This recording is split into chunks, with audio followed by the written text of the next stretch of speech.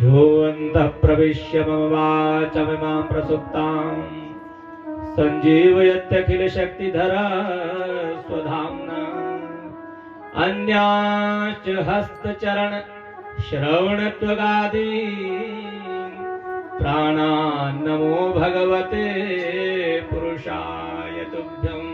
हे प्रभु, यदि आप इस वाणी में प्रवेश ना करें तो वाणी बोल नहीं सकती है। हे प्रभु, आप आंखों में प्रवेश ना करें, आंखें देख नहीं सकती हैं। आप कानों में प्रवेश ना करें, कान सुन नहीं सकते हैं। और हे प्रभु, जब आप किसी पर कृपा करते हैं, मूकं करोति वाचालं पंगुं लंघयते गिरिं यत्कृपातमहं वन्दे परमानंद माधवम। हे प्रभु, जिस पर तुम्हारी कृपा हो जाती है, मूकं करोति वाचालम, मूक व्यक्ति जो वाचाल बन जाता है, लंगड़ा व्यक्ति पर्वतों को लांघ लेता है। और हे प्रभु, आपकी हम पर भी इसी प्रकार से कृपा दृष्टि बनी हुई रहे। बोलिए नारायण भगवान की। भगवान नारायण ने ध्रुव से कहा, मांगो, क्या मांगना चाहते हो? क्या मांगना प्रभु? आपका दर्शन हो गया ना, मांगने की इच्छा नहीं है। भगवान नारायण कहते हैं, ध्रुव, अपनी ओर से एक लोक दे रहा हूं जिसका नाम है ध्रुवलोक। आज के बाद ध्रुवलोक के राजा ध्रुव होंगे। जाइए, बड़े प्रेम से राजपाट भोगिए, अंत में मेरे धाम की प्राप्ति हो जाएगी। ध्रुव दर्शन करके लौट कर क्या रहे हैं? नारद ने सूचना दी, उत्तानपाद से कहा, उत्तानपाद, तो तेरा बेटा जो है ना ध्रुव, भगवान का दर्शन करके लौट कर क्या रहा है। अब उत्तानपाद गया, घोड़े सजाए, हाथी सजाए, पालकियां सजाई, पालकी उठाने वाले सजाए, रथ सजाए। और ध्रुव जैसे ही दर्शन हुआ, उत्तानपाद ने कहा, आइए, कौन सी सवारी ग्रहण करोगे? घोड़े पर बैठोगे, हाथी पर बैठोगे, पालकी में बैठोगे या रथ में बैठोगे? कौन सी सवारी ग्रहण करोगे? ध्रुव ने कहा, बाबा, जो भगवान मुझ में बैठा है वही भगवान इनमें भी बैठा है। इसलिए ध्रुव पैदल गए थे और पैदल ही वापस लौट करके आए। और जैसे ही ध्रुव ने महल में प्रवेश किया, सबसे पहले माँ सुनीति को नहीं, सबसे पहले माँ सुरुचि के चरणों में साष्टांग लेट गए। सुरुचि कहती, अरे क्यों ऐसा अपमान करते हो बेटा? ध्रुव कहते हैं, माँ, यदि तुमने मुझे भगवान से मिलने के लिए ना कहा होता तो आज मैंने भगवान को प्राप्त ना किया होता। सुनीति को प्रणाम किया और उत्तानपाद बड़े प्रेम से ध्रुव का समय आने पर विवाह हुआ। राजा उत्तानपाद ने अपना राजपाट अपने बेटा ध्रुव को दे दिया, स्वयं को वन में चले गए भगवान को प्राप्त करने के लिए। ध्रुव ने बहुत समय तक राजपाट भोगा। एक दिन सुरुचि का जो बेटा है उत्तम, कहीं वन में भ्रमण करते करते आगे जाकर के कुबेर जी की क्रीड़ा स्थली है, जहाँ यक्ष लोग उसकी सुरक्षा करते हैं, उसने वहां बगीचा उखाड़ना शुरू कर दिया। और यक्षों ने समझाया, भैया ऐसा अनर्थ मत करिए, कुबेर जी की क्रीड़ा स्थली है, इस बगीचे को मत उखाड़िए। नहीं माना और यक्षों के साथ युद्ध हुआ और युद्ध करते करते उत्तम युद्ध में मारा गया। और जैसे ध्रुव को इस बात का पता चला, ध्रुव को बहुत क्रोध आया और ध्रुव ने क्रोध में भर करके यक्षों के साथ युद्ध किया और बहुत से यक्षों को मार दिया। बोलिए सच्चिदानंद भगवान की। यहाँ पर एक प्रश्न पैदा होता है, भाई जिसने भगवान का साक्षात्कार कर लिया, जिसने भगवान को प्राप्त कर दिया, तो क्या उसको भी क्रोध आ सकता है? बोले हाँ, उसको भी क्रोध आ सकता है। ध्रुव ने भगवान को तो प्राप्त किया था, पर अभी तक सत्संग की प्राप्ति नहीं हुई थी। इसका मतलब ये हुआ कि भगवान के दर्शन से भी बढ़ करके सत्संग का फल जो है ज्यादा है, पक्की बात है। यदि भगवान का दर्शन करने मात्र से यदि मुक्ति हो जाती तो परीक्षित ने भगवान का दर्शन तो गर्भ में ही कर लिया था। आज मुक्ति के लिए आवश्यकता है तो सत्संग की आवश्यकता है।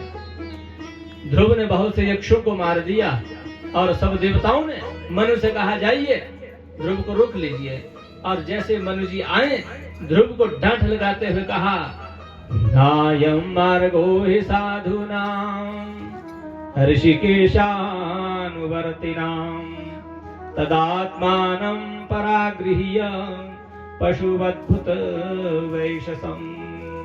नायम मार्गो है साधु नाम, साधु का मार्ग नहीं है। भगवान के चरणों के जो अनुयायी होते हैं उनका ये मार्ग नहीं है। क्रोध नहीं करना चाहिए। डांट लगाई, फटकार लगाई और यहीं से ध्रुव जी को वापस भेज दिया। ध्रुव ने युद्ध को विराम दे दिया और समय आने पर ध्रुव के बेटा हुए उत्कल, ध्रुव ने अपना राजपाट अपने बेटा उत्कल को दे दिया और ध्रुव का अंतिम समय आया। ध्रुव विमान आया वैकुंठ से और जैसे ही ध्रुव जी विमान में बैठने को आए, सामने जो है काली काली एक माता जी आ गई। ध्रुव ने कहा, माता जी आपका परिचय? बोले, बेटा मेरा नाम है मृत्यु देवी।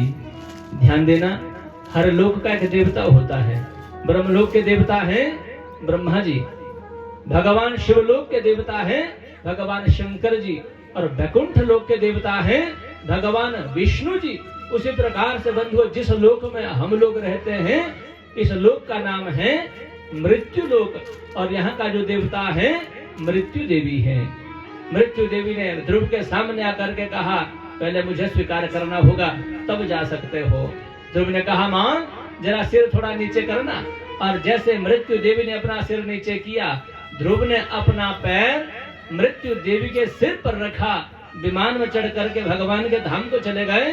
अर्थात ध्रुव ने मृत्यु पर विजय प्राप्त कर दी। ध्रुव लौट करके गए। ध्रुव के बेटा हुए उत्कल, उत्कल के बेटा हुए अंग, अंग का बेटा हुआ बैन। ये बड़ा दुष्ट था, बड़ा अत्याचारी था और इसने अपने पिता को बहुत दुखी किया और इतना दुखी कर दिया कि पिताजी सब राजपाट छोड़ दिया और राजपाट छोड़ करके पिताजी वन में चले गए। और दुष्ट तो पहले ही था, इधर जब से राजपाट हाथ में आ गया तब से तो और भी ज्यादा दुष्ट हो गया। इसलिए बैन ने नियम लगाया, आज के बाद कोई पूजा नहीं होगी, आज के बाद कोई भजन नहीं होगा, आज के बाद कोई भी जप नहीं होगा, कोई हवन नहीं होगा, यज्ञ नहीं होगा, कोई भी सत्संग नहीं होगा। संत महात्मा ने पहले बहुत समझाया, बैन नहीं माना और फिर धीरे धीरे पहले तो समझाने का बड़ा प्रयास किया, अंत में संत महात्मा ने इसको शाप दे दिया और बैन मर गया। आगे संतान नहीं थी, गद्दी सुनी हो गई, इसलिए बैन के शरीर का मंथन किया गया। इसकी दाएं भुजा से एक पुरुष पैदा हुआ जिसका नाम है पृथु जी महाराज और बाएं भुजा से एक नारी पैदा हुई जिसका नाम है अर्ची देवी। दोनों अयोनिज थे, दोनों का आपस में विवाह हो गया। राजा पृथु बड़े प्रतापी, बड़े यशस्वी राजा हुए। बंधु पृथु ने पृथ्वी का दोहन किया और तब से इसका नाम पृथ्वी बन गया। बोलिए सच्चिदानंद भगवान की। राजा पृथु ने एक बार 100 यज्ञ करने का संकल्प लिया और इनका 99वां यज्ञ चल रहा था और 99वां यज्ञ में इनके यज्ञ का घोड़ा इंद्र ने चोरी कर दिया और आगे आगे इंद्र भाग रहा है घोड़े को लेकर के, पीछे पीछे पृथु का बेटा इंद्र का पीछा करते हुए जा रहा है। और जैसे ही पृथु के बेटे का और इंद्र का युद्ध हुआ, इंद्र को परास्त कर दिया, घोड़ा जीत करके लाया, इसलिए पृथु के बेटे का नाम हो गया विजिताश्व। और राजा पृथु इनके यज्ञ मंडप में आकर के भगवान नारायण ने दर्शन दिया और भगवान नारायण ने कहा, वरदान मांगो, क्या मांगना चाहते हो? प्रभु कुछ इच्छा तो नहीं है, इतना जानना चाहता हूँ, इंद्र ने मेरे यज्ञ का घोड़ा क्यों चोरी कर दिया? भगवान नारायण कहते हैं, हे पृथु, इंद्र को चिंता हो जाती है, जब यहाँ कोई 100 यज्ञ पूरा करता है तो स्वर्ग का राजा बनता है। इसलिए इंद्र का एक और नाम है शतक्रतु। यहाँ पर जो 100 यज्ञ पूरा करता है स्वर्ग का राजा बनता है। बोलिए सच्चिदानंद भगवान की। इसलिए जब भी यज्ञ होम, जब भी अनुष्ठान होता है, इंद्र को चिंता हो जाती है। तो यहाँ यदि कोई 100 यज्ञ पूरा कर ले स्वर्ग का राजा बनता है, इसलिए उसको चिंता हो जाती है। और एक निवेदन कर दूं, जिस स्थान पर हम लोग भजन करते हैं, जिस स्थान पर हम लोग जप करते हैं, जिस स्थान पर हम लोग सत्संग श्रवण करते हैं, तो उस सत्संग का फल जो है आसन पर रह जाता है और उसका जो फल है इंद्र चोरी कर लेता है। इसलिए जब भी आसन छोड़ करके जब भी उठो, पहले नीचे से तिलक जरूर करना चाहिए, थोड़ा सा मिट्टी अपने मस्तक पर जरूर लगानी चाहिए। वैसे तो मंत्र भी है, शक्राय नमः, इंद्राय नमः। अगर मंत्र ना भी आए, मात्र सिर्फ नीचे से आसन पर हाथ लगा करके थोड़ा सा अपने मस्तक पर उसको जो है स्पर्श जरूर करना चाहिए, तभी जाकर के जो है सत्संग का पूरा फल प्राप्त होता है। पृथु ने कहा, क्या करूंगा स्वर्ग का राज्य लेकर के, क्या बनेगा स्वर्ग का राज्य लेकर के? मुझे पहले पता होता कि इंद्र को चिंता हो रही है, मैं 100 यज्ञ करने का संकल्प ही ना लेता, पर फिर भी 99 यज्ञ करके छोड़ देता हूँ, एक यज्ञ नहीं करूंगा, मैं स्वर्ग का राजा बनना नहीं चाहता हूँ। भगवान नारायण कहते हैं, पृथु मांगो, क्या मांगना चाहते हो, क्या मांगना प्रभु? अगर देना चाहते हो इतना वरदान दीजिए, जितना नरक में जीव सड़ रहा है, नरक में जितना जीव यातना भोग रहा है, सब आपके धाम को चला जाए। भगवान नारायण कहते हैं, ये तो तुमने उन जीवों के लिए मांगा है, अपने लिए क्या मांगते हो? पृथु कहते, प्रभु देना चाहते हो ना, इन 2 कानों में 10,000 कानों की शक्ति आ जाए। भगवान नारायण कहते हैं, क्यों? हे प्रभु, आपकी कथा सुनते सुनते 2 कान कम पड़ जाते हैं, इसलिए इन 2 कानों में 10,000 कानों की शक्ति आ जाए। भगवान कहते, संसार का जीव तो 2 कानों का भी सदुपयोग नहीं कर सकता है, तुम 10,000 कानों की शक्ति मांगते हो। पृथु को भक्ति का वरदान दिया। बोलिए सच्चिदानंद भगवान की। इन्हीं पृथु के बेटा हुए अंतर्धान, अंतर्धान के बेटा हुए हविर्धान, हविर्धान के बेटा हुए प्राचीन बरही, और ये प्राचीन बरही भी बड़ा प्रतापी राजा हुआ। और ये प्राचीन बरही, इसने बहुत यज्ञ किए, और यज्ञ करते करते इसको भी अभिमान हो गया। और ध्यान देना बंधुओं, यज्ञ करें, अनुष्ठान करें, पर उसके पीछे कभी अभिमान मत करना। यदि अभिमान करते हैं, यज्ञ का फल नष्ट हो जाता है। जैसे साबुन से कपड़ा तो धोना चाहिए, पर यदि वस्त्र में यदि साबुन लगा हुआ रहेगा, कपड़ा पहनने योग्य नहीं रहता है। उसी प्रकार से यज्ञ करो, अनुष्ठान करो, शुभ कर्म करो, किसी की सहायता करो, किसी का अच्छा करो, पर उसके पीछे कभी अभिमान मत करो। अब प्राचीन बरही को अभिमान हुआ, महाराज मैंने तो इतने यज्ञ कर दिए। प्राची कहते हैं पूर्व दिशा को, और बरही कहते हैं कुशा को। इतने यज्ञ किए, पूरी पूर्व दिशा को इसने आच्छादित कर दिया, और इसको अभिमान होगा मैंने इतने यज्ञ कर दिए। और इसका एक नियम है, जो भी यज्ञ करता है एक जीव की बलि जरूर देता है। बोलिए सच्चिदानंद भगवान की। आराम से बोलना, कृष्ण कन्हैया की।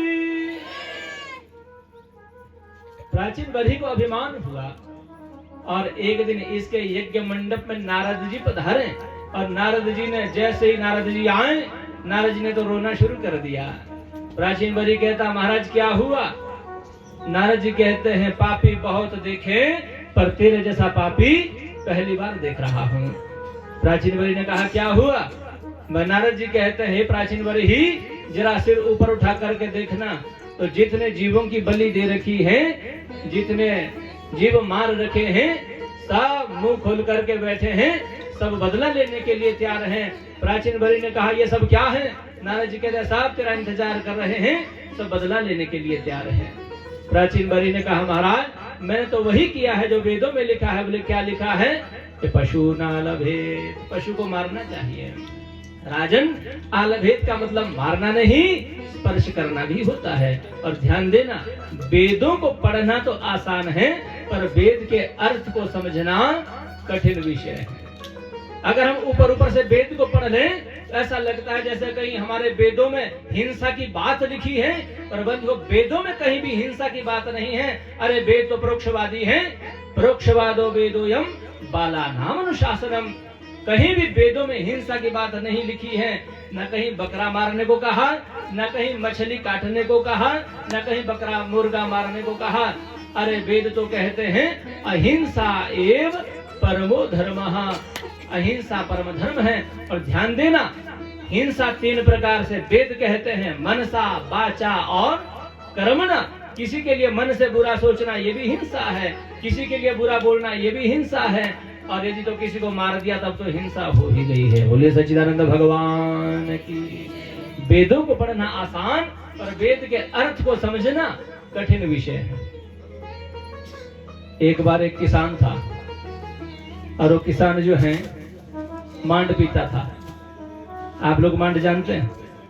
नहीं जानते। सच्चिदानंद भगवान की। जब चावल पक जाता है, उसमें से जो जल बचता है उसको क्या बोलते हैं? पीछ। अब उसी पीछ को मांड भी कहा जाता है।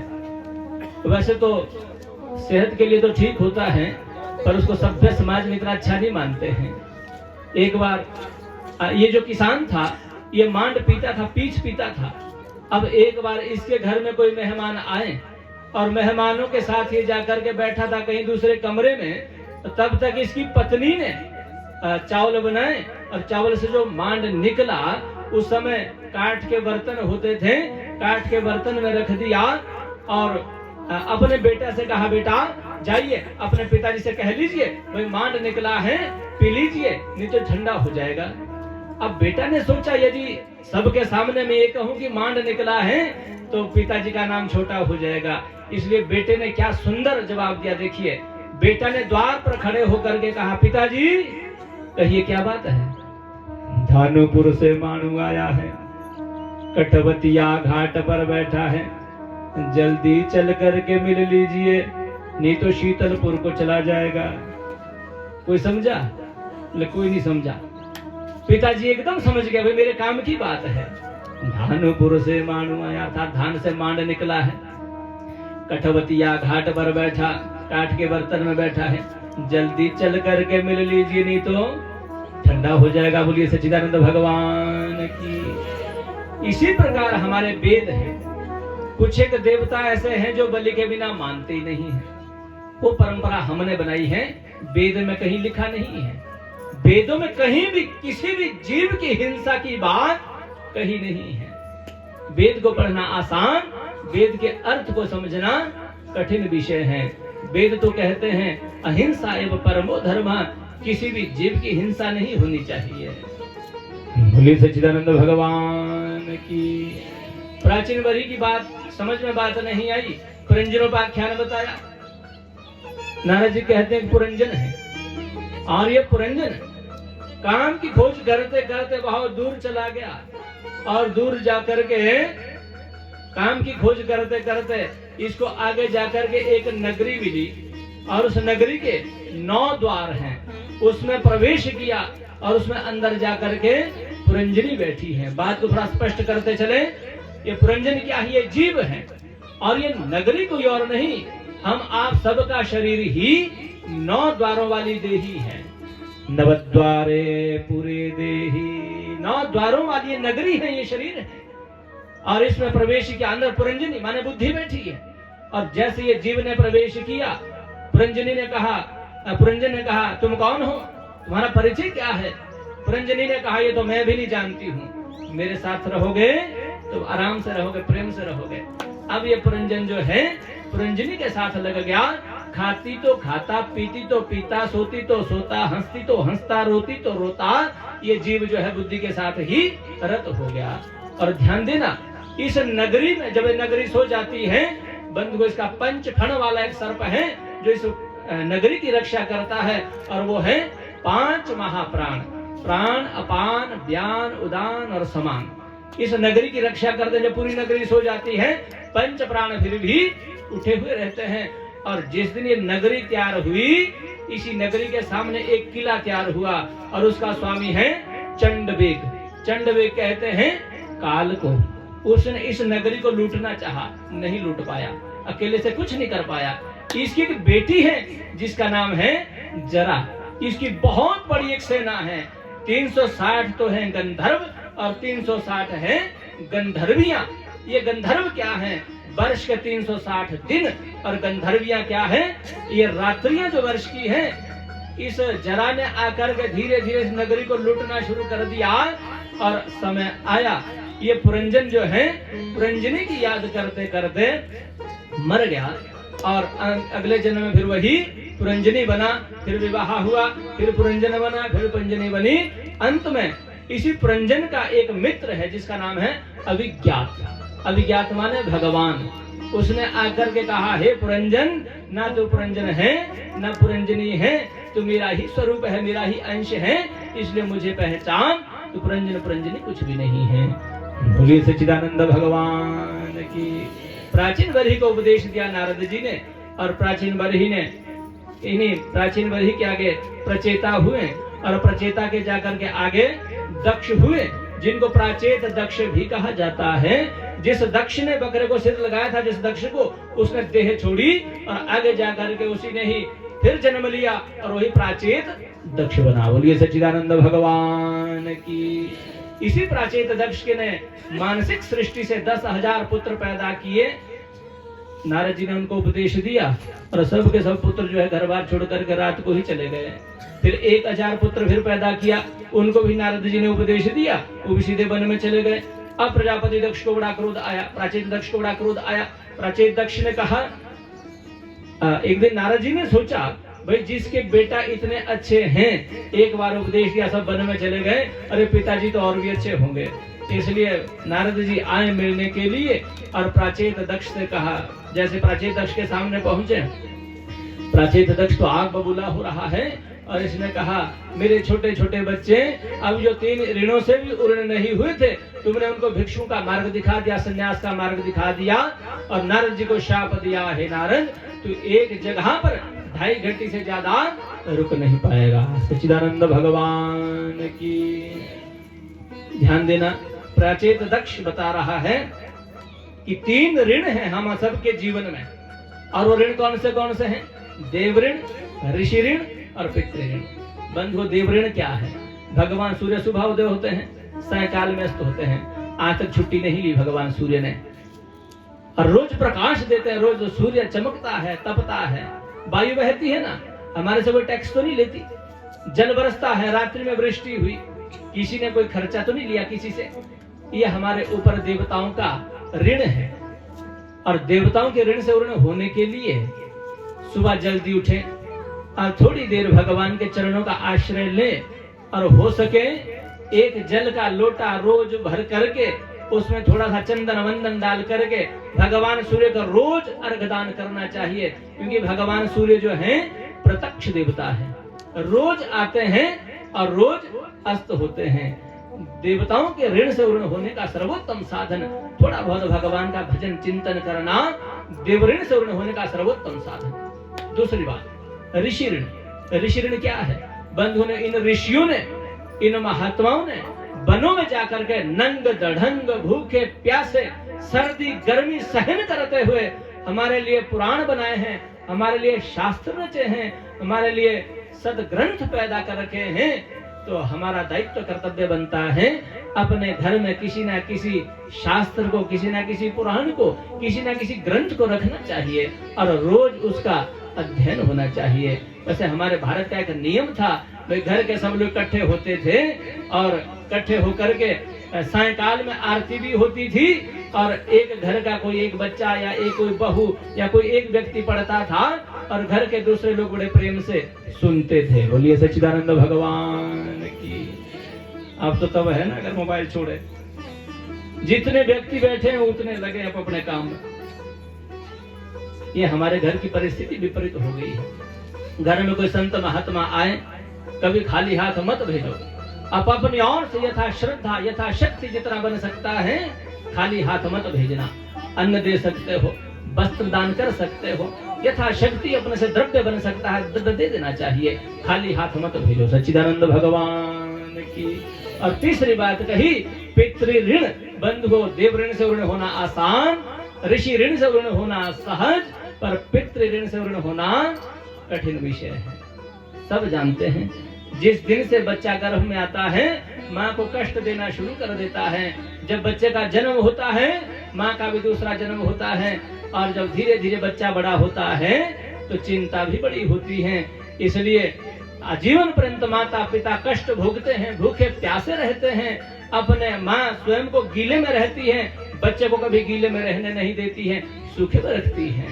स्वयं को माँ भूखी सो जाएगी पर बच्चे को कभी भूखा सोने नहीं देती है। और जब बच्चे जब बड़े हो जाते हैं, जब जवान हो जाते हैं, तो बस यही कहते हैं तुमने हमारे लिए किया ही क्या है। बोलिए सच्चिदानंद भगवान की। ऐसा कभी करना नहीं चाहिए। देवताओं का ऋण सहज, ऋषियों का ऋण उतारना आसान, पर पितृ ऋण उतारना कठिन विषय है। हमारे भारत के एक राजा हुए टोडामल। एक बार कहीं टोडामल कहीं सत्संग में गए, और सत्संग में इन्होंने सुना भाई पितरों का ऋण उतारना बहुत कठिन विषय है। माता पिता के ऋण से ऋण होना बहुत कठिन विषय है। आज ये सायकाल में घर गए, पिता तो थे नहीं, माँ से कहा, माँ बता तेरा मेरे पर कितना ऋण है, आज मैं तेरा ऋण चुकाना चाहता हूँ। माँ ने कहा कोई बात नहीं बेटा, रहने दे। नहीं नहीं, मैंने सुना है तेरा बहुत ऋण है मुझ पर, मैं तेरा ऋण उतारना चाहता हूँ। माँ ने बहुत समझाने का प्रयास किया, अरे कोई बात नहीं, रहने दीजिए, ना ना तू बता मेरे ऊपर कितना ऋण है। माँ ने कहा ऐसा करना, आज मेरे पास सो जाना। आज रात्रि में टोडामल माँ के पास सोया। अभी टोडामल को थोड़ी नींद आने लगी ही थी, रात्रि का प्रथम पहर आरंभ हुआ ही था। और जैसे ही टोडामल को जैसे ही नींद आने लगी, माँ ने उठाते हुए कहा बेटा जरा थोड़ा पानी पिलाओ ना, थोड़ी प्यास लगी है। अब टोडामल बड़े भाव से उठा, प्रेम से दौड़ा दौड़ा गया, माँ के लिए पानी का गिलास लेकर के आया। माँ लीजिए पानी पीजिए। और जैसे ही माँ ने थोड़ा सा पानी पिया और थोड़ा सा पानी पी करके बाकी का जो गिलास था पानी का टोडामल के बिस्तर पर फेंक दिया। टोडामल ने कहा माँ पागल हो गई है, मेरा बिस्तर गीला कर दिया। माँ ने कहा बेटा हाथ से गिलास छूट गया, क्षमा करना, कोई बात नहीं, सो जाइए सो जाइए। अब रात्रि का दूसरा पहर चल रहा था और रात्रि के दूसरे पहर में अभी टोडामल को थोड़ी नींद आई ही थी। टोडामल को थोड़ा बढ़िया से नींद आने लगी थी। तब तक माँ ने उठाते हुए कहा टोडामल कहिए क्या बात है। बेटा थोड़ी प्यास लग रही है। अरे अभी तो पानी पिया था, पता नहीं बेटा क्या हो रहा है, आज मुझे बड़ी प्यास लग रही है। अब टोडामल वो पहले वाला भाव तो था नहीं, पर फिर भी दौड़ा दौड़ा गया, माँ के लिए पानी का गिलास लेकर के आया और थोड़ा सा हल्का सा क्रोध करते हुए लीजिए पानी पीजिए। अब माँ ने पहले की तरह थोड़ा सा पानी पिया और बाकी का जो पानी था टोडामल के बिस्तर में फेंक दिया। अब तो टोडामल को और भी ज्यादा क्रोध आया। टोडामल ने कहा पागल हो गई है, मेरा बिस्तर गीला कर चुकी है। माँ ने कहा कोई बात नहीं, सो जा सो जा। फिर सुलाया। अभी तृतीय पहर चल रहा था, अब नींद थोड़ी और गंभीर आ रही थी और जैसे ही टोडामल नींद के वशीभूत हुआ, माँ ने उठाते हुए कहा बेटा कहिए क्या बात है। अरे प्यास लग रही, थोड़ा पानी पिलाओ ना। अब टोडामल क्रोध में भर करके दौड़ा दौड़ा गया, पानी का गिलास लेकर के माँ के हाथों में थमाया, लीजिए पानी पीजिए। और माँ ने वैसे पानी पिया थोड़ा सा और बाकी का पानी टोडामल के बिस्तर में फेंक दिया। अब तो टोडामल के क्रोध का कोई ठिकाना नहीं रहा। टोडामल आग बबूला होकर के कहता है पागल हो गई हो माँ। और माँ ने एक थप्पड़ लगाते हुए, थप्पड़ मारते हुए कहा टोडामल बड़ा आया था मेरा ऋण उतारने के लिए, बड़ा आया था मेरा ऋण चुकाने के लिए। अरे मैंने तो 2 या 3 बार ही पानी गिरा है तेरे बिस्तर पर और तूने तो ना जाने कितनी रात्रि तक तूने मुझे गीला किया होगा, कितने दिन तक तूने मुझे गीला किया होगा, पर मैंने तो कभी क्रोध नहीं किया। इसी प्रकार से बंधुओं, देवताओं के ऋण से ऋण होना सहज है, ऋषि के ऋण से ऋण होना भी सहज है, पर पितृ ऋण से ऋण होना कठिन विषय है। प्रयास करना चाहिए जब भी कभी तीर्थों में जाओ, पिकनिक मत मनाओ तीर्थों में जाकर के, हो सके तो पितरों के लिए थोड़ा तर्पण श्राद्ध जरूर करना चाहिए। क्षया तिथि आती है, जिस दिन पिता ने शरीर छोड़ा है, जिस दिन मां ने देह त्यागी है, उस दिन की तिथि को याद रखना चाहिए और उस तिथि पर अपने पितरों के लिए कुछ ना कुछ पिंडदान श्राद्ध तर्पण करना चाहिए। जिस प्रकार से हम अपने बच्चों का जन्मदिन मनाते हैं, हमें बच्चों का जन्मदिन तो याद रहता है, पर जिनकी कृपा से हम हैं उनका हमें क्षातिथि भी याद नहीं है। प्रयास करना चाहिए उस क्षातिथि पर कम से कम एक ब्राह्मण को जरूर भोजन देना चाहिए। बंधु महालय पक्ष आता है, आश्विन मास कृष्ण पक्ष जिसको श्राद्ध पक्ष कहा जाता है। प्रत्येक दिन कम से कम एक ब्राह्मण को या कम से कम एक गौ को, गाय को जो है उस दिन भोजन जरूर मिलना चाहिए। बोलिए सच्चिदानंद भगवान। प्रचेत दक्ष कहता है, मेरे बेटा अभी 3 दिनों से भी उन्नत नहीं हुए थे, तुमने उन्हें भिक्षु का मार्ग दिखा दिया और यहाँ पर शाप दे दिया नारद को। नारद जी चले गए और उसी समय इन्हीं प्रचेत दक्ष ने 60 कन्याओं को पैदा किया। उसमें दिति, अदिति, काष्ठा, कद्रु, इल्ता, इला, बिंता, सुरमा इत्यादि जो कश्यप को ब्याही गई, उसमें से दिति के तो हुए दैत्य और अदिति के हुए देवता। एक बार देवताओं ने अपने पुरोहित बृहस्पति का अपमान किया और बृहस्पति लौट करके नहीं आए और सब देवता बड़े दुखी हो गए और सब देवताओं ने दुखी होकर के त्राही त्राही भटकते हैं, असुरों ने आक्रमण कर लिया। सब देवताओं ने ब्रह्मा जी की शरण ग्रहण की।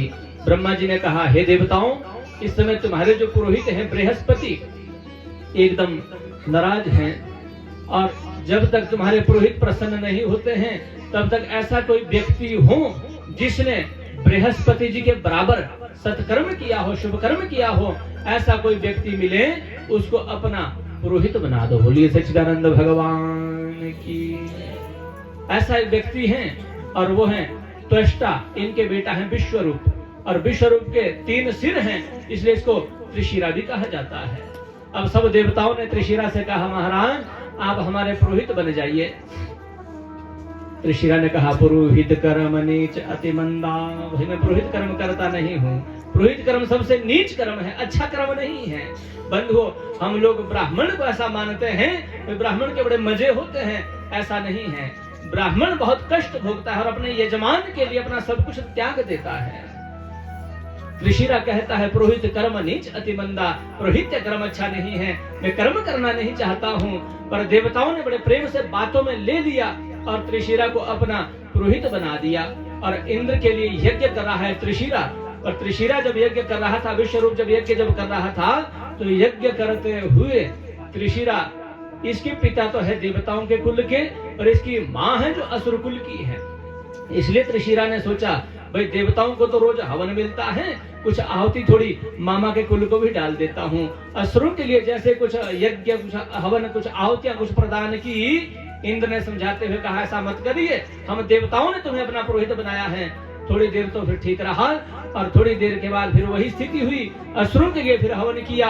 इंद्र ने फिर समझाया, भैया रुक जाइए, फिर रुका और थोड़ी देर में जैसे 3री बार ये गलती हुई, अब इंद्र ने एकदम क्रोध किया, तलवार ली और 3 सिर हैं, 3 सिर काट करके धड़ से अलग कर दिए। बोलिए सच्चिदानंद भगवान की। और ये त्रिशिरा के 3 सिर, 3 पक्षी पैदा हुए, तीतर, कबूतर और गौरैया।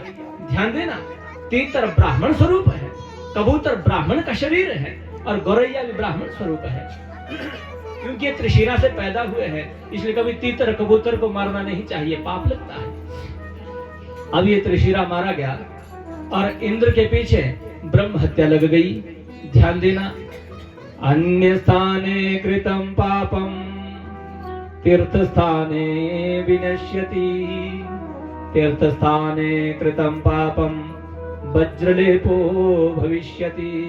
हम लोग जो पाप करते हैं ना, उसका प्रायश्चित करने के लिए हम लोग तीर्थ में जाते हैं, सत्संग में जाते हैं, यज्ञ हवन पूजा पाठ में जाते हैं और जो वहां पर जो पाप करते हैं, यज्ञ में पाप करते हैं, तीर्थ में पाप करते हैं, कथा पंडाल में हम लोग पाप करते हैं, बंधु उसका कभी प्रायश्चित नहीं होता है। बोलिए सच्चिदानंद भगवान की।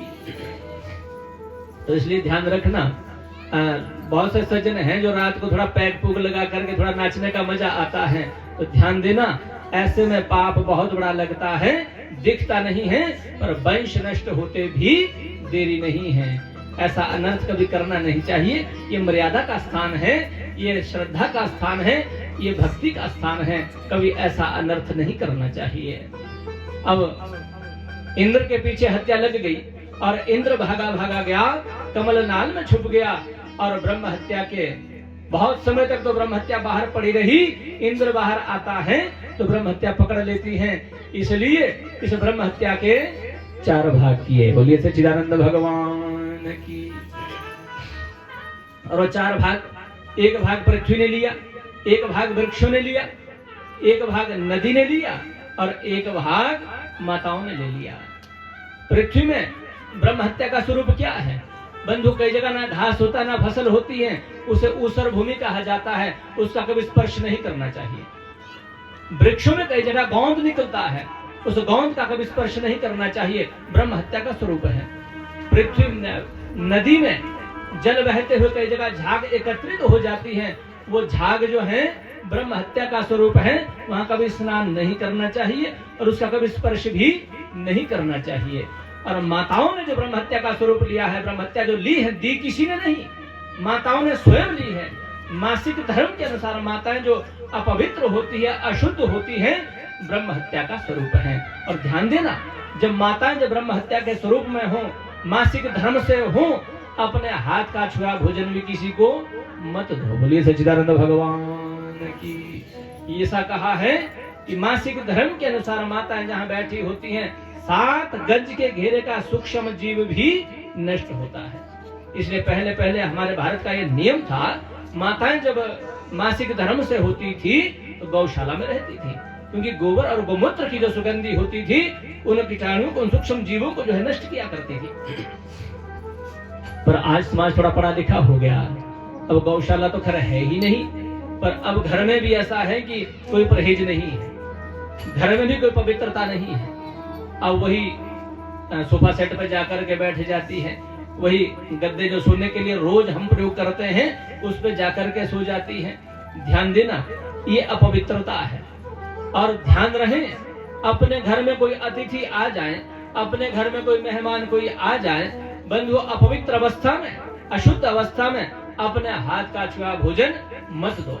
बात स्पष्ट कर दो, मेरे घर में पवित्रता नहीं है, अपने हाथ का छुआ भोजन नहीं दे सकती हूँ, दोष नहीं है। और यदि आपको पता होते हुए भी यदि आप भोजन देती हो, कोई महात्मा, कोई ब्राह्मण, कोई संत, कोई पधार जाए, कोई अतिथि आ जाए, आपको मालूम है, आप जानते हुए भी अपवित्र अवस्था में भोजन दे रही हो, तो दोष तो खाने वाले को भी लगेगा।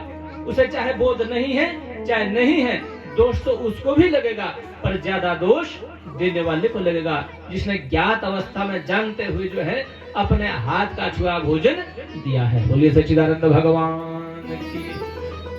प्रयास करिए, मासिक धर्म के अनुसार अपने बच्चों को भी अपने हाथ का छुआ भोजन नहीं देना चाहिए, प्रयास करना चाहिए। हमारे बच्चे जो है ना, कई बार बच्चों की कुंडली में बड़े अच्छे ग्रह होते हैं, बृहस्पति उच्च का है, मंगल सही है, चंद्रमा अच्छा है, बंधु स्थिति क्या कहती है कि बालक बहुत बड़ा ऊंचे पद पर जाएगा, बहुत बड़ा भक्त होगा, पर मासिक धर्म के अनुसार यदि हम हाथ का छुआ भोजन बच्चों को देते हैं, स्थिति उल्टी बन जाती है, उसका दोष लगता है और बालक जो है मंद बुद्धि हो जाता है, मूढ़ बनता है, चिड़चिड़ा बनता है। इसलिए मासिक धर्म के अनुसार बच्चों की पवित्रता भी अपने घर में बना करके रखनी चाहिए। पढ़ा लिखा समाज है, कुछ नहीं होता, ये तो सब प्रकृति का नियम है, नहीं। बोलिए सच्चिदानंद भगवान की। आपको प्रैक्टिकल में बताऊं, आपने ऐसा करना, अपने घर में खीरे का पौधा लगाना, और खीरे का पौधा लगा करके जैसे पौधा थोड़ा सा बड़ा हो जाए, मासिक धर्म के अनुसार उस पौधे का स्पर्श करना, और वो पौधा आपका देखते देखते नष्ट हो जाए। इसलिए मासिक धर्म का बहुत बड़ा दोष है, अपने घर में परहेज रखिए, अपना बिस्तर अलग रखिए, भैया चौथे दिन उस बिस्तर को धो करके अपना रख दीजिए। बोले सच्चिदानंद भगवान की। और जिस घर में पवित्रता नहीं, उस घर में कभी सुख और शांति हो ही नहीं सकती है। वहां पर हमेशा ही अपवित्रता जहां रहती है, वहां पर हमेशा ही दुख, दरिद्रता, अनेक प्रकार के कष्ट, अनेक प्रकार का कलह उस घर में निवास करता है। ब्रह्म हत्या के 4 भाग किए, इंद्र की ब्रह्म हत्या नष्ट हुई, इंद्र लौट करके आया, इंद्र ने वरदान दिया, पृथ्वी को वरदान दिया, क्योंकि 1 भाग पृथ्वी ने लिया है। इंद्र ने कहा कोई 1 किलो बीज बोएगा, क्विंटलों के हिसाब से काट भी लेगा। तो पृथ्वी को वरदान दिया, नदी को वरदान दिया, तुम्हारी कृपा से पूरी पृथ्वी सस्यशालिनी बनी रहेगी, हरी भरी बनी रहेगी, तुम हमेशा ही प्यास बुझाती रहोगी। एक भाग वृक्षों ने लिया है, वृक्षों को वरदान दिया, तुम हमेशा परोपकार करते रहोगे, फल लगेंगे। आप दूसरों को हमेशा ही परोपकार करते रहोगे, दूसरों को फल प्रदान करते रहोगे। माताओं को वरदान दिया, तुम्हारा प्रेम, तुम्हारा वात्सल्य भाव, तुम्हारी भक्ति निरंतर बढ़ती रहेगी। और ये पक्की बात है, जितनी भक्ति माताओं में है, पुरुषों में कभी इतनी भक्ति हो ही नहीं सकती है। बोलिए सच्चिदानंद भगवान की। इसलिए सत्संगों में देखना, कहीं भी कथाएं हो, कहीं भी प्रवचन हो, कहीं भी ऐसा सत्संग हो, तो माताओं की भीड़ सबसे ज्यादा रहती है, जबकि घर का सबसे ज्यादा काम माताएं करती है। भाई सुबह घास लाना, घास ला करके परिवार वालों को भोजन भी तैयार करना, और भोजन तैयार करके फिर कोई ड्यूटी वाले उनको ड्यूटी भेजना, ऐसा करके सारा काम करेगी। और फिर शाम को कथा के लिए भी समय जरूर निकालेगी, और कथा के बाद फिर घर में जा करके फिर घर का काम भी करेगी। श्रीमान जी तो सुबह जाएंगे और शाम को जब घर में आएंगे तो 440 वोल्ट फुल पावर में होते हैं। बोलिए सच्चिदानंद भगवान। हाँ, 2-4 अगर तो पैक लगा करके भी आए तब तो बात ही क्या है। उसके लिए अगर हो तो घर में चिमटा गर्म करके रखना, वोल्टेज कम हो जाएगी। बोलिए सच्चिदानंद भगवान की। तो ढीला काय को बोलते, जोर से बोलो ना, कृष्ण कन्हैया की। इसका मतलब आप लोग घर में डरती है, पक्की बात है। अरे डरने वाले से हम भी नहीं है, व्यास जी ऐसे थोड़े ना। इंद्र की ब्रह्म हत्या नष्ट हुई। अब भैया जिसका बेटा मारा गया, उस पिता को बड़ा दुख हुआ। अब उसने क्या किया, यज्ञ किया, और उस यज्ञ से एक मंत्र का प्रयोग किया, इंद्र शत्रु विवरधस्व। इस मंत्र का प्रयोग किया, और त्वष्टा ने जो आविचारिक जो हवन किया, इसका मतलब ये था इंद्र को मारने वाला शत्रु पैदा हो जाए, ऐसा यज्ञ किया। और थोड़ा सा सकाम कर्म में, थोड़ा सा कई बार हम लोग जल्दबाजी करते हैं। जहाँ सकाम कर्म किया जाता है, उनको विधि का बड़ा ध्यान रखना पड़ता है। विधि से यदि हीन हो जाए, उल्टा अर्थ भी निकलते देरी नहीं लगती है। कई बार हम लोग जल्दी जल्दी करते हैं तो वहाँ थोड़ा गड़बड़ हो जाता है। ध्यान देना, एक शब्द, एक बिंदी, एक मात्रा का भी अगर गड़बड़ हो जाए, अर्थ का अनर्थ होते देरी नहीं है। कुंती शब्द है, कुंती शब्द के ऊपर से मात्र बिंदी निकाल दीजिए, शेष क्या बच गया। बोलिए सच्चिदानंद भगवान की। उसी प्रकार से स्वजन का मतलब होता है मेरे अपने संबंधी, रिश्तेदार, और स की जगह अगर श हो जाए, स्वजन का मतलब होता है मेरे अपने लोग, और स्वजन का मतलब होता है कुत्ते का समूह। अर्थ का अनर्थ हो जाता है।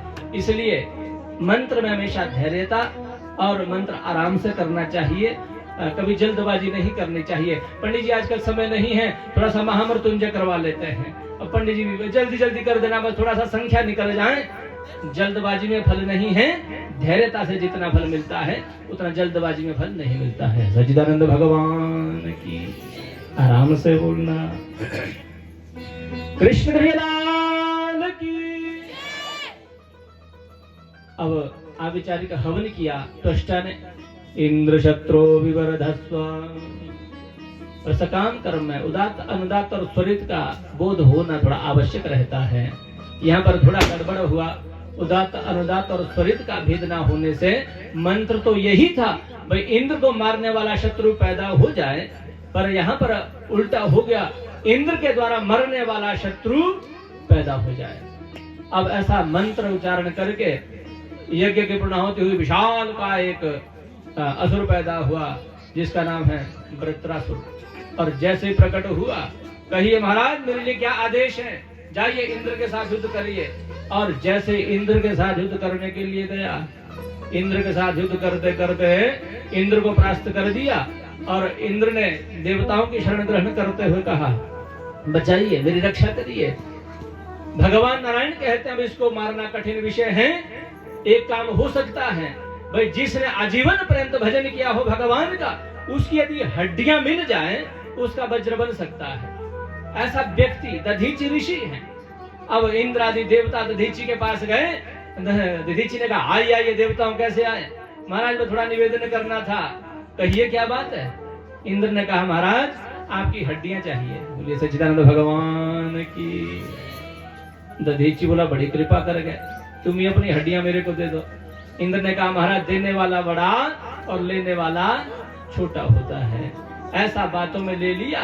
दधीचि ने अपने योग के द्वारा शरीर का परित्याग कर दिया और सत्तू वत्तू लगा करके शरीर चटवा करके मात्र हड्डियां जो शेष बची, इंद्र ने उसका वज्र बना दिया। और जैसे इंद्र युद्ध करने के लिए गया और युद्ध करते करते ऐरावत हाथी के समेत ही वृत्रासुर ने अपने अंदर ले लिया। और जैसे ही वृत्रासुर जैसे इंद्र गर्भ में गया, इंद्र को नारायण कवच याद था, वृत्रासुर का भेदन किया और बाहर निकल गया। बोलिए सच्चिदानंद भगवान की।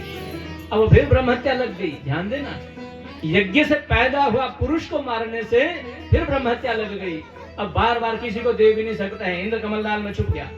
अब देवताओं ने कहा भैया स्वर्ग की गद्दी सुनी पड़ गई, अब स्वर्ग के राज को भोगने के लिए क्या करना चाहिए? बोले ऐसा कोई व्यक्ति हो जिसने 100 यज्ञ पूरा किया हो, उसको स्वर्ग का राजा बना दो। ऐसा एक नुहुष नाम के राजा हुए। नुहुष को राजा बना दिया और राजगद्दी देकर के नुहुष राजा बन गया। अब जब से नुहुष राजा बना, नुहुष ने कहा इंद्र की पत्नी है शची। उस शची से कहा देवी अब इंद्र तो लौट करके आने वाला नहीं है, तो मेरे साथ शादी कर ले। शची दौड़ी दौड़ी गई, बृहस्पति के चरणों में प्रणाम किया, हे गुरुदेव मेरा पतिव्रत धर्म नष्ट हो रहा है। बृहस्पति जी ने कहा तू ऐसा करना भाई, नुहुष से कहे ना भाई जब तू मेरे साथ विवाह करने के लिए आएगा दूल्हा बन करके, तेरी पालकी उठाने वाले सप्तऋषि होने चाहिए। अब बड़ी जल्दी लगी है विवाह की। बोलिए सच्चिदानंद भगवान की। अब नुहुष को तो बड़ी जल्दी है विवाह की। पत्र भेजा, सप्तऋषियों को बुलाया, महाराज इंद्र का विवाह हो रहा है, राजा का विवाह हो रहा है, पालकी उठाने बुलाया है। सप्तऋषियों ने सोचा ऐसा कौन सा इंद्र बन गया जो हमें पालकी उठाने के लिए बोलता है। और ध्यान देना ये ऋषि बड़े खतरनाक है, इनसे देवता भी डरते हैं। पर अब इंद्र का आदेश है भैया जाना तो पड़ेगा। अब जैसे ही नुहुष जा रहा है पालकी में चढ़ करके, और ये सब जितने भी सप्तऋषि हैं बड़े प्रेम से पालकी उठाते हुए भगवान का भजन करते हुए जा रहे हैं। बोलिए सच्चिदानंद भगवान की। और भगवान का भजन करते हुए चल रहे थे। उधर नुहुष को तो शादी की जल्दी है। और ध्यान देना ये शादी की जल्दी सबको लगी रहती है। और ऐसा मीठा लड्डू है, जिसने खाया वो भी पछताया और जिसने नहीं खाया वो भी पछताया। बोलिए सच्चिदानंद भगवान की। अब नुहुष को शादी की जल्दी है। नुहुष कहता है जैसे हम लोग हिंदी में बोलते ना जल्दी करिए जल्दी चलिए, उसी प्रकार से संस्कृत में सर्प गतो एक धातु आती है, सर्प सर्प सर्प, जल्दी जल्दी जल्दी। अब पहले तो ऋषियों ने कुछ नहीं बोला, 2-4 बार कहा क्या सर्प सर्प करता है, शाप देते हैं सर्प बन जा और नीचे उतर जा। सर्प बन गया, मेरी मुक्ति कैसे होगी? द्वापर में पांडवों के साथ तेरा संवाद होगा, तेरी मुक्ति भी हो जाएगी। और यहीं से इंद्र के लिए कुछ हवन इत्यादि किया गया। इंद्र की जो ब्रह्म हत्या थी वो नष्ट हो गई। यहाँ शौनकादि ऋषि ने प्रश्न किया महाराज कि वृत्रासुर भगवान का अनन्य भक्त था, पर फिर भी असुर हो करके भी भगवान का इतना प्रेमी कैसे बना, भगवान का इतना अनन्य भक्त कैसा हुआ? तो शौनकादि ऋषियों से सूत जी कहते हैं ये पूर्व जन्म में चित्रकेतु नाम का राजा होता था और इसने भगवान नारायण की बड़ी साधना की थी। इसकी 10,000 रानियां थी, इसके घर में कोई संतान नहीं हुई। और एक बार इसके घर में अंगिरा जी पधारे, अंगिरा जी का बड़ा स्वागत किया, बड़ा सम्मान किया और इसके घर में कोई संतान नहीं थी।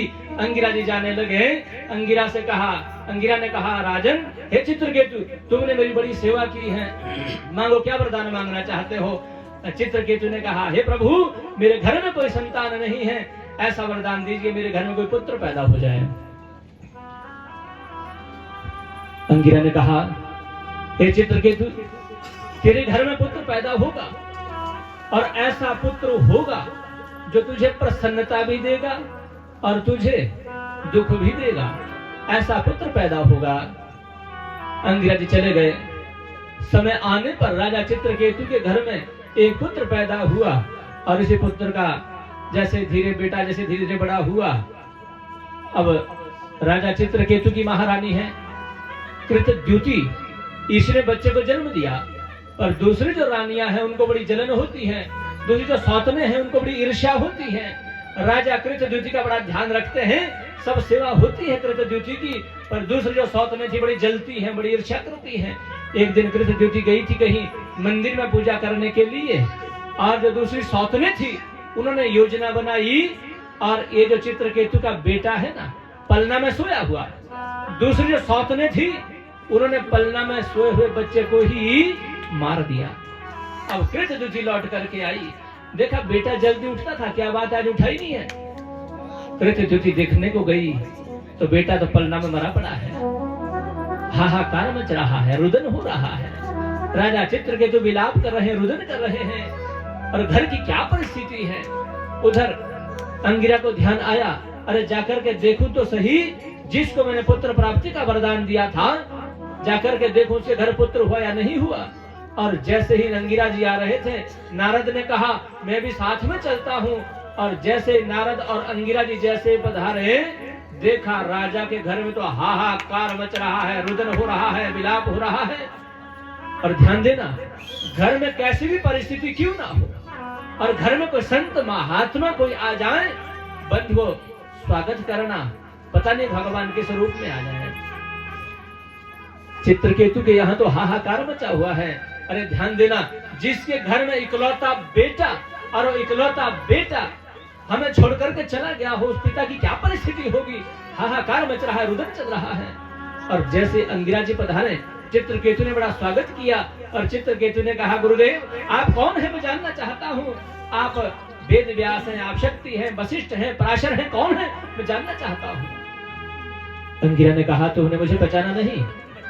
अरे मैं वही अंगिरा हूँ जिसने तुझे पुत्र प्राप्ति का वरदान दिया था। चित्रकेतु ने इतना सुनना था, गुरुदेव पुत्र हुआ तो था, पर आज वो पुत्र मुझे छोड़ करके चला गया, रुदन कर रहा है। अंगिरा ने कहा चित्रकेतु मैंने तुझे कहा था ना, ऐसा पुत्र पैदा होगा जो तुझे सुख भी देगा और दुख भी प्रदान करेगा। रोते हुए बिलखते हुए चरणों में प्रणाम करते हुए कहते हैं प्रभु क्षमा कर दीजिए, मुझे पुत्र प्राप्ति हो जाए। नारद जी ने कहा चित्रकेतु तेरे इसी पुत्र को जीवित कर दूं। सामने पुत्र की लाश पड़ी है और रुदन हो रहा है। नारद जी कहते हैं चित्रकेतु इसी पुत्र को जीवित कर दूं। मानो जैसे मरते हुए किसी जीव के पुनः प्राण लौट करके आए हो, एकदम चित्रकेतु आनंदित होकर के, गुरुदेव ऐसी कृपा कर दे, इससे बड़ा उपकार क्या हो सकता है। नारद जी ने जल को अभिमंत्रित किया, और जल को अभिमंत्रित करके जैसे उस पुत्र के ऊपर जैसे जल को छिड़का, एकदम पुत्र खड़ा हो गया, जीवित हो गया। और राजा चित्रकेतु और कृत द्युति भागे भागे दौड़े दौड़े जा रहे हैं उस पुत्र को अपने गोद में भरने के लिए। पर बंधु ध्यान देना, यही पुत्र भागा भागा बहुत दूर चला गया। नारद ने कहा अरे तेरे माता पिता हैं, तेरे लिए रो रहे हैं, बिलख रहे हैं, तेरे माता पिता हैं। तो पुत्र ने उत्तर देते हुए कहा हे प्रभु आपने सत्य कहा, ये मेरे माता पिता हैं, पर मालूम नहीं है कौन से जन्म के हैं। न जाने कितने बार मेरे पिता ये बन गए, कितनी बार मैं इनका पिता बन गया। इसलिए तुमने सत्य कहा ये मेरे माता पिता होंगे, पर मालूम नहीं है कौन से जन्म के होंगे, इसलिए क्षमा करना, ये अभी मुझे मालूम नहीं है कौन से जन्म के माता पिता हैं। आज चित्रकेतु को ध्यान आया, वास्तव में पिता और पुत्र ये मात्र सिर्फ एक संसार का संबंध है और मात्र सिर्फ वहम है। इसलिए चित्रकेतु ने पुत्र का मोह परित्याग किया और अंगिरा से कहा हे गुरुदेव मंत्र दीजिए, भगवान का भजन करना चाहता हूँ। और अंगिरा जी ने संकर्षण की उपासना बताई चित्रकेतु को, और पुत्र मोह परित्याग करके भगवान संकर्षण की उपासना करते हुए अंत में भगवान को प्राप्त कर दिया। बोलिए सच्चिदानंद भगवान की। जीवन में ध्यान रखना, हमारे जीवन में पुत्र जो पैदा होता है, 4 प्रकार का पुत्र होता है। एक होता है शत्रुपुत्र, एक होता है ऋणानुबंधी, तीसरा होता है उदासीन पुत्र, और चौथा होता है सेवक पुत्र। बंधुओं हमने किसी से शत्रुता रखी हो, हमने किसी से द्वेष किया हो, किसी से हमने द्वेष रखा हो, विरोध किया हो, शत्रुता रखी हो, वही शत्रु हमारे घर में पुत्र बन करके आता है और भर जवानी में हमें छोड़ करके चला जाता है। अपनी शत्रुता का बदला लेकर के ऐसा बाण मारता है, ना जीने लायक छोड़ता है ना मरने लायक छोड़ता है। ये है शत्रु पुत्र। और दूसरा है ऋणानुबंधी, किसी का कर्जा देने के लिए रह गया हो, किसी का ऋण देने के लिए रह गया हो, हमने ऋण नहीं उतारा, हमने कर्जा नहीं उतारा, सामर्थ्य होते हुए भी कई बार हम लोग ऐसा करते हैं, खा करके हम लोग देना नहीं चाहते हैं। वही हमारे घर में पुत्र बन करके आता है और जितना उसका ऋण है, जितना उसका कर्जा है, जब तक उसका ऋण रहेगा तब तक वो पुत्र बन करके रहेगा। पर जिस दिन ऋण खत्म होगा, जिस दिन उसका कर्जा खत्म होगा, उस दिन वो हमें छोड़ करके चला जाएगा। बोलिए सच्चिदानंद भगवान की। तीसरा होता है उदासीन पुत्र। उदासीन पुत्र का मतलब होता है भैया जब तक बेटे का विवाह नहीं होता तब तक माता पिता का बड़ा ध्यान रखता है, माता पिता की बड़ी सेवा करता है, और जिस दिन बेटे का विवाह हुआ उस दिन बेटा बहू अलग और माता पिता अलग हो गए। इसे कहते हैं उदासीन पुत्र। और चौथा होता है बंधुओं सेवक पुत्र। हमने किसी की सेवा की हो, मन से किसी की सेवा की रखी हो, तो बंधुओं वही अपना कर्जा उतारने के लिए हमारे घर में पुत्र बन करके आता है और आजीवन पर्यंत सेवा करता है। और ऐसे पुत्र बहुत कम मिलते हैं। ध्यान देना, अपने जीते जी जितना हो सकता है सेवा कर लेनी चाहिए। घर में माता पिता हैं, सास ससुर हैं, बंधु अपने घर के जो बुजुर्ग हैं, जितना हो सकता है सेवा कर लेनी चाहिए। इस सेवा का फल कहीं ना कहीं जरूर मिलता है। बोलिए सद्गुरुदेव भगवान की।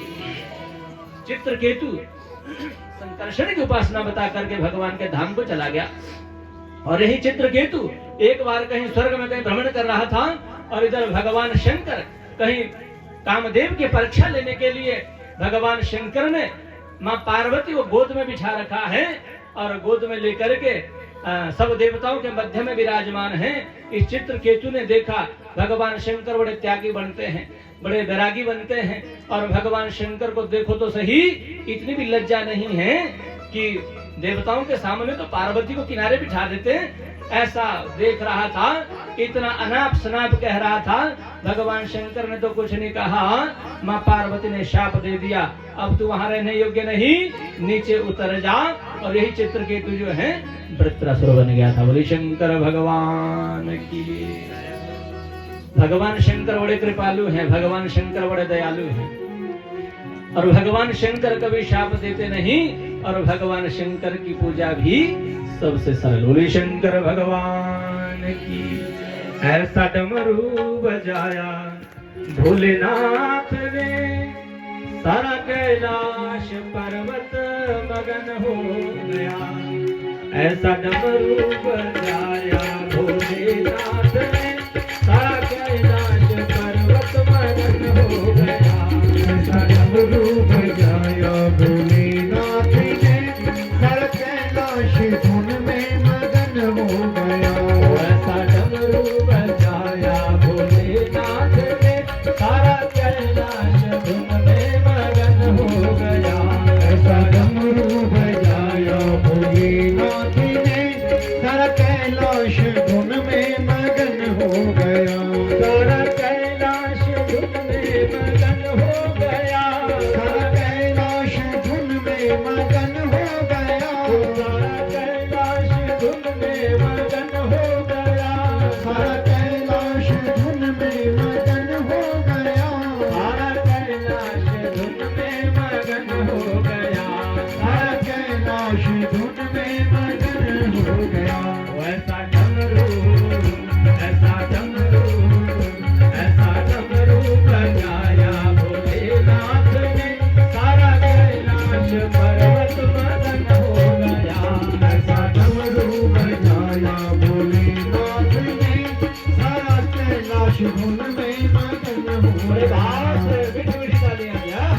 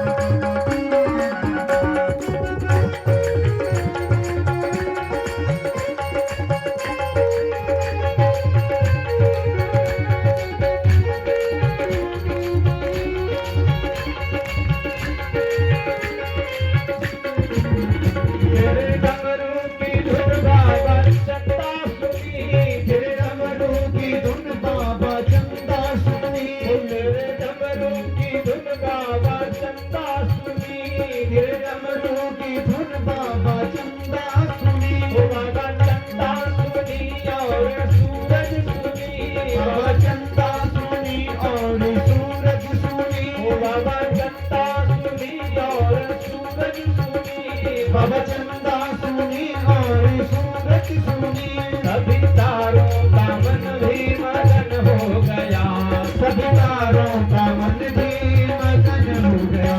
ऐसा डमरू ऐसा डमरू ऐसा डमरू बजाया भोलेनाथ ने, सारा कैलाश भर में मगन हो गया। ऐसा डमरू बजाया भोलेनाथ ने, सारा कैलाश धुन में मगन हो गया। आप जय हो।